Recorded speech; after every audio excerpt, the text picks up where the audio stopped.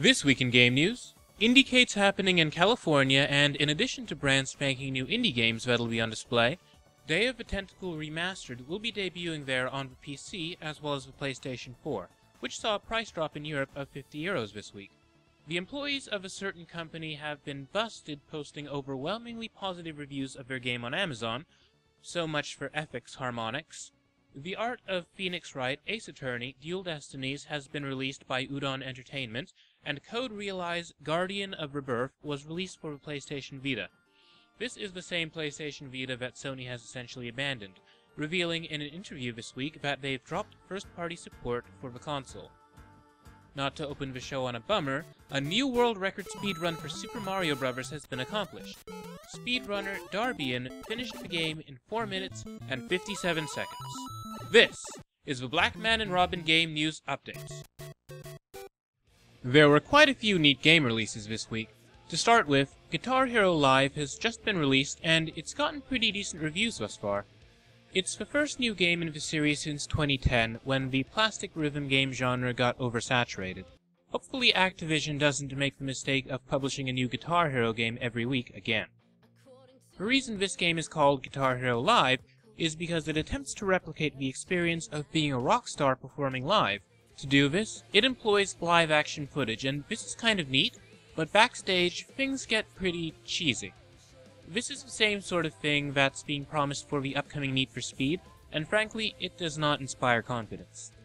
While I like the idea of a live audience that reacts, the execution in Guitar Hero Live is a little lacking. Critics praised the new guitar controllers, which are, notably, incompatible with older versions of the game, and of course your old classic guitars won't work with Guitar Hero Live. The redesigned controllers are said to feel more natural and intuitive, which is a plus. Guitar Hero Live is now available for the Xbox One, Xbox 360, PlayStation 3, PlayStation 4, and Wii U. If you're a fan of The Legend of Zelda, you may be pleased to hear that the co-op-oriented The Legend of Zelda Triforce Heroes has been released on the 3DS. The game has gotten very mixed reception thus far. While some of the critics really love the gameplay and the fact that it's a Zelda game that's designed for co-op, others are saying that the level design in the dungeons isn't any good, and it's certainly not up to par with the other games in the Legend of Zelda series. There have been further laments that it doesn't feel much like a traditional Zelda game, and while you can do single-player in Triforce Heroes, the game is really not as good in single-player. You'll have the best Triforce Heroes experience in multiplayer. Mind you, Triforce Heroes is not the first co-op Legend of Zelda game. Four Swords Adventure was released on the Game Boy Advance a while back, and as its name implies, it supports up to 4 players, whereas Triforce Heroes only supports 3. Incidentally, Four Swords Adventure is also available on the 3DS.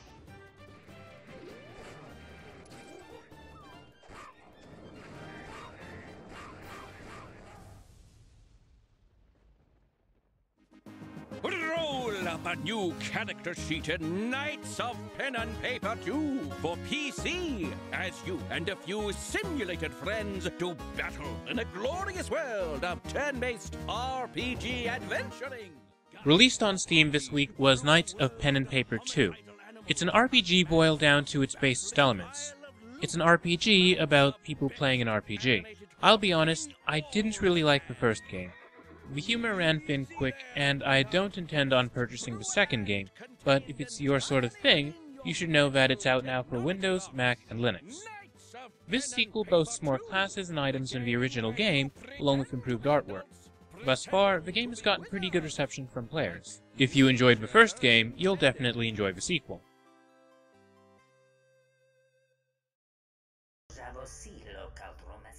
If you'd like to have some more intense adventures in outer space, Rebel Galaxy saw a full release on Steam this week for Windows and Mac. Rebel Galaxy is a spacefaring adventure game in which you conduct trade, fight space pirates, and discover new worlds. Rebel Galaxy has been compared to Firefly for its western feel. If you're looking for an open sort of space game with a great soundtrack, check out Rebel Galaxy. The game is also on track to be released on the Xbox One and PlayStation 4 sometime in the future, but we don't have a solid date for those releases quite yet. Cross that way, strike them down to make them pay. change their ways, their evil ways. There's an old Korean saying, you can't put a price on honor. Well, maybe the offer was just too low. I can't hide.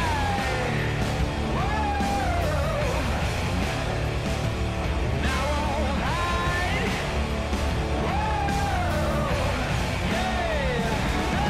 Yeah, I can't hide.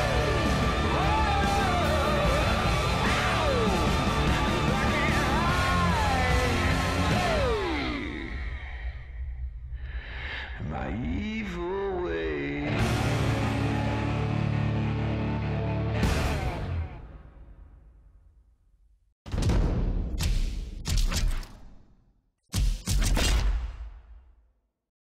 If real-time strategy games are more your thing, Ashes of the Singularity went into early access on Steam this week, and thus far, players have had nice things to say about it. Ashes of the Singularity is a sci-fi RTS that'll put your computer to the test. It seeks to pick up where Supreme Commander left off, and where Planetary Annihilation disappointed. The game calls for a very beefy rig. You need about 16 GB of RAM and a 4-core CPU. A game of Ashes of the Singularity has thousands upon thousands of units. It's warfare that takes place on a planetary scale. According to the development roadmap, the game is still in alpha, but in spite of this, it looks very good. I can't wait to see what the finished version of the game looks like. Hopefully with a bit of optimization, it'll run on slightly less powerful computers. Prefer to keep your feet on the ground? Released on Steam this week for Windows was the brief first-person platformer Refunct. Your goal in the game is to restore a beautiful world by running, jumping, and climbing. It's very simple and it's pretty short. It's also quite cheap. If you're looking for a brief experience, check it out.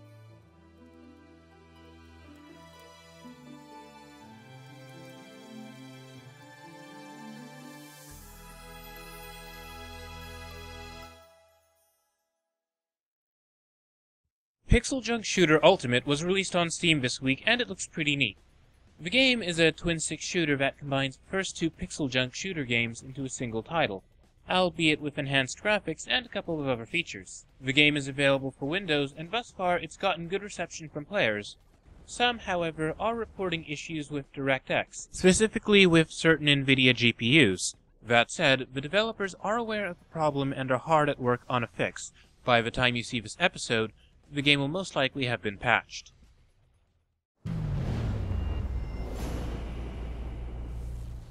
What? Where? The dark room. Come on.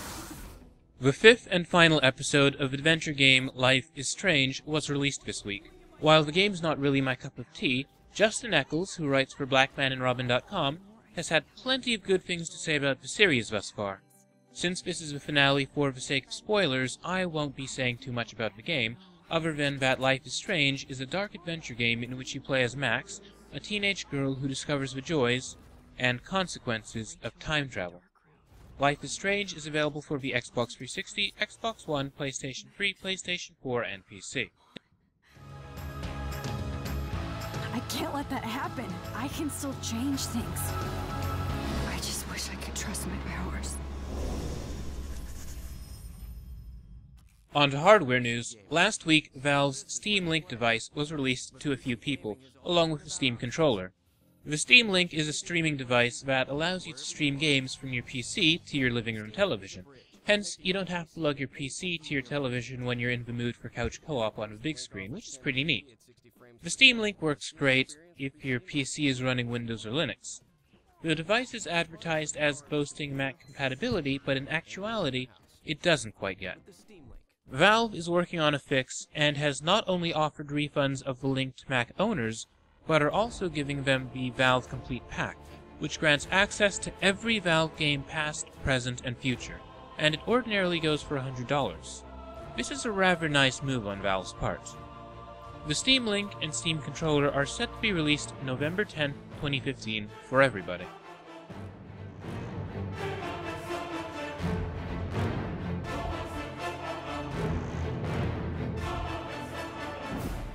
In other gaming hardware news, The Wall Street Journal revealed that Nintendo has begun to distribute an SDK for the upcoming NX, their next console that we're expecting to see unveiled during E3 of 2016, or maybe a little sooner. In case you're not familiar with the term SDK, you should know that it stands for Software Development Kit, which is a sort of kit that allows developers to make games for a platform. There's no word on when the NX is supposed to be released, or if it's going to be named something cooler than NX. What do I personally think would make the NX a worthy successor to the Wii U? Well, as a Wii U owner, I'd definitely say that a more powerful system would help developers to bring a wider range of games to the system.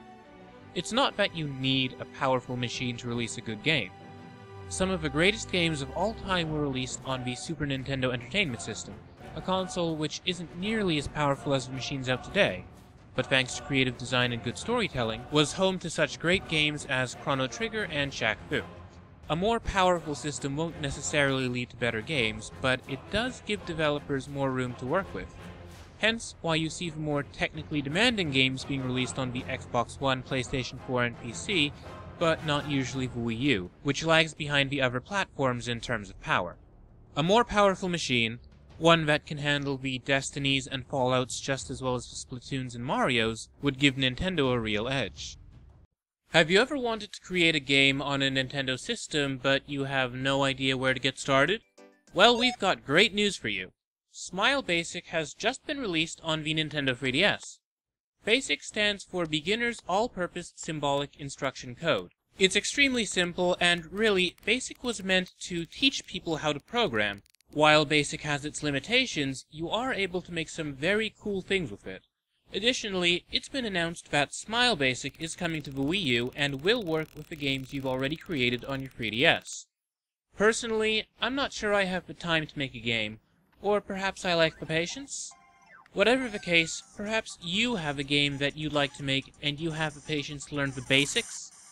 If you make something cool with Smile Basic, shoot us a tweet at Blackman and Robin and we'll be happy to show it off on the show sometime. やあ皆さん、ようこそわしの会議室へ。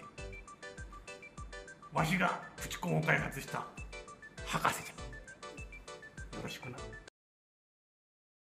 If you're looking for something simpler and cheaper and quite copyright infringing, you may want to check out The Legend of Zelda Maker by Justin Sink. Mr. Sink uploaded a video to YouTube of this software.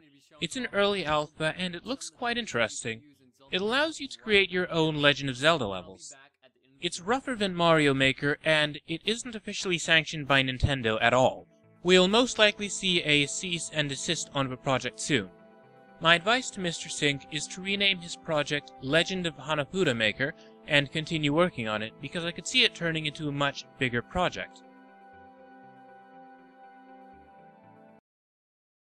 So tell me a little bit why the decision was made to go to Australia. Dave? We asked the community. The community wanted us in Australia. All signs really pointed to Australia, and it was just a matter of time before Dave and I flew out there and confirmed what we had found online, which was that really Australia was going to be a perfect fit for PAX. PAX Australia is happening next week from October 30th to November 1st. The event takes place in Australia, in Melbourne, Victoria. If you're watching this show on television in Australia, it means that somebody has a pirate television network and they've decided to run our stuff. We're only officially on TV in the United States. That said, if you are watching pirate television in Australia, or you're just watching online in time for the Australian Penny Arcade Expo, here are some things worth checking out. First off, on Friday at 10:30 a.m. is Storytime with Warren Spector, a panel with the creator of Deus Ex and creative lead on Disney's Epic Mickey, Wing Commander, System Shock, and many other critically acclaimed games. And speaking of System Shock, the enhanced edition of the game just hit Steam this week. On Saturday at noon is How Can We Save Australia's Early Games History? Australia has made some fantastic contributions to the history of video games. How can these games be preserved? That shall be discussed on the panel. Sunday at 1:30 is The Anatomy of Story, Making Meaning and Interactive Narrative, which takes a look at the importance of storytelling in video games, how narrative structures affect players, and the underlying psychology of video game storytelling. As for games that'll be out on the show floor, there's Tahira, Echoes of the Astral Empire.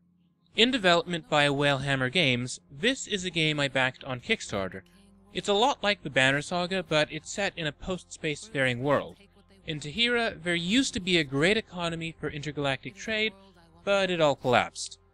You play as the titular Princess Tahira of Avestan, sole heir to the throne of your little kingdom. If the Banner Saga, Telepath Tactics, XCOM, or Fire Emblem are up your alley, you must check out Tahira, Echoes of the Astral Empire. Two Hit Studio will be showing off a new build of Starslinger Kings, a multiplayer platformer inspired by Luftrausers, Metal Slug, and other sorts of bullet hell games. They don't have gameplay footage available yet, but if you're at the show, you might want to check this one out as it will be playable there. Another new game that caught my attention was Neon Rain by Neuron Spark Games. It sounds quite promising. It's a virtual reality cyberpunk detective game. It's been in development since April 2014, and there's not much info out about it. If you're at PAX Australia, though, you might want to take a look at it. These are just a couple of suggestions. If you get the opportunity, visit Nintendo as they always have cool swag, and visit Witchbeam as they'll be showing off a very polished Assault Android Cactus. Also, say hello to Mr. Sanatana Mishra for me. We reviewed Assault Android Cactus, and spoiler, it's fantastic. Beyond my suggestions, there's a lot of stuff to see and do at PAX Australia. If you're heading to the show, have fun, and don't forget to stay hydrated. In crowdfunding news, Fifth Cell has announced Anchors in the Drift, a free-to-play ARPG in which you build up your character's abilities with playing cards. Keep in mind, these are the folks who developed Scribblenauts and Drawn to Life. The game is going to be having its crowdfunding campaign on Fig, a platform that we reported on a while ago that allows for both ordinary crowdfunding and traditional investment in game projects. Anchors in the Drift looks pretty ambitious. The card-based system for your hero's abilities essentially allow you to mix and match things. While I don't yet see the system being as expansive as the system was in Scribblenauts, for allowing you to solve puzzles by summoning in strange objects, it does seem that this is a system which will allow players lots of room for creativity. Right now, I'll be keeping an eye on Fig.co to see when the project goes live. We've all been working extremely hard on this game, and we're very proud of our progress. But now we need your help to finish it.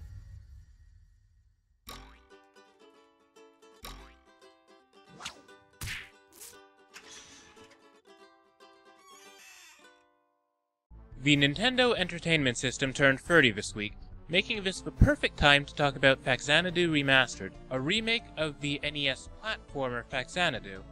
Much like the Legend of Zelda maker, I'm expecting this project to be hit with a cease and desist any day now.